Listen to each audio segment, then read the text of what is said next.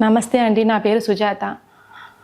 పేనుకొరుకుడు problem first D vitamin లోపంతో వస్తుందండి. మళ్ళీ థైరాయిడ్ ఇలా అని ఎన్నో ప్రాబ్లమ్స్ బాడీలో ఉండడం వల్ల పేనుకొరుకుడు అనే ప్రాబ్లం వస్తుంది.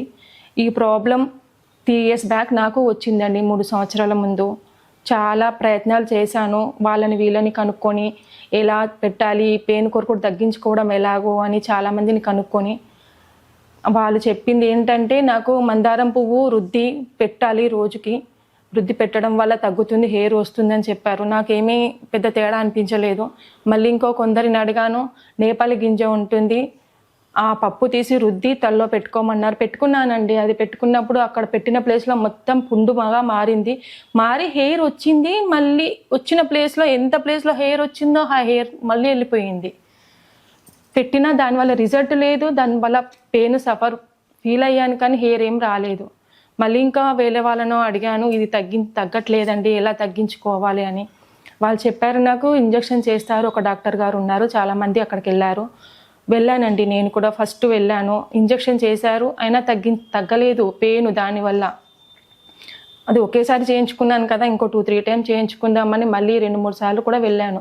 ఇంజెక్షన్ చేశారు, ఎక్కడెక్కడ ఉంటుంది అక్కడక్కడ కొంచెంగా ఇంజెక్షన్ చేస్తాడు. తలలో దువ్వెన పెట్టడానికి రాదు, తలలో స్నానం చేసుకోవడానికి రాదు.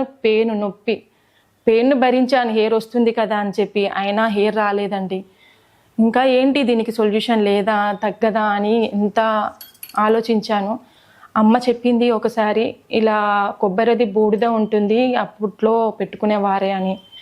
అది ప్రయత్నించాను, దానివల్ల కూడా నాకు ఏం రాలేదు. అది చేయడం పెద్ద కష్టంగా అనిపించింది.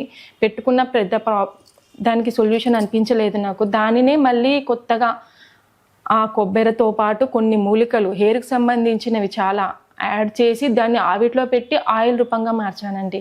మార్చి పెట్టడం స్టార్ట్ చేశాను. నాకు 1 weekలోనే చాలా డిఫరెంట్ అనిపించింది పెట్టడం. అది కంటిన్యూగా పెట్టానండి. 2-3 monthsలో హెయిర్ వచ్చేసింది, హెయిర్ స్టార్ట్ అయ్యింది.